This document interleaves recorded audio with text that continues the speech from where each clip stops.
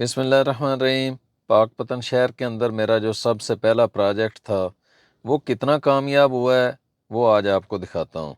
और आप दोस्तों ने मुझे 100 में से कितने नंबर देते हैं इस प्रोजेक्ट के हवाले से वो बताने हैं। तो ये नहर किनारे मैंने पाकपतन के अंदर सबसे पहले यहाँ पर शजरकारी की।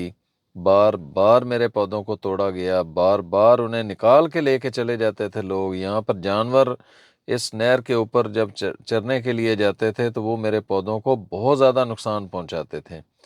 लेकिन मैं लगा रहा, मैंने पाँच पाँच बार भी यहाँ पर पौधे लगाए हैं, लेकिन अब माशाल्लाह वो दरख्त बन चुके हैं। ये जिस तरीके से आप देख रहे हैं, इस नहर के ऊपर चंद दरख्त हुआ करते थे। और उसके बाद मैंने यहाँ पर जब शजरकारी की तो मुझे काफ़ी सारी मुश्किलात आईं, लेकिन मैं डटा रहा और उसका रिज़ल्ट मेरे रब ने मुझे इन खूबसूरत दरख्तों की सूरत में दिया है। ये जिस तरीके से आप देख रहे हैं, ये माशाल्लाह इस वक्त ये दरख्त बन चुके हैं और पाकपतन की खूबसूरती के अंदर बेपनाह इजाफा कर रहे हैं। अल्हम्दुलिल्लाह आज हमारे हाथों के लगे हुए दरख्तों के नीचे लोग बैठते हैं और इसके ऊपर परिंदे आते हैं। ये मेरे शहर पाकपतन को माहौल दोस्त बनाने में ये मेरा प्रोजेक्ट बड़ा अहम किरदार अदा कर रहा है। आप देखें किस तरीके से हमने दरख्तों को लगाया, पौधों को लगाया और पौधे लगाने के बाद अब वो माशाल्लाह माशाल्लाह माशाल्लाह दरख्त बन चुके हैं। तो मेरी आप दोस्तों से भी यही रिक्वेस्ट है कि हिम्मत ना हारें।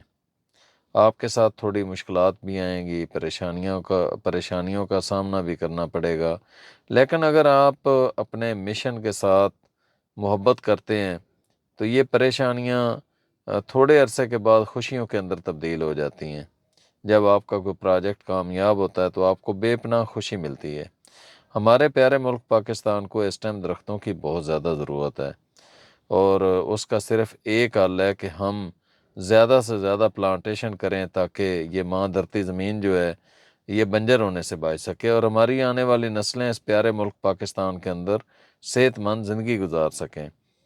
तो आएँ मिलकर इस प्यारे मुल्क पाकिस्तान को हरा भरा करने में अपना किरदार अदा करें। उसका बेहतरीन तरीका अपने घरों से इसका आगाज़ करें, अपने गली और महल्ले से इसका आगाज़ करें ताकि हमारा प्यारा मुल्क हरा भरा हो और उसके अंदर हम भी रह सकें और हमारी आने वाली जो नस्लें हैं वो भी रह सकें। तो आज से ऐद करें कि इस मुल्क को हरा भरा करेंगे।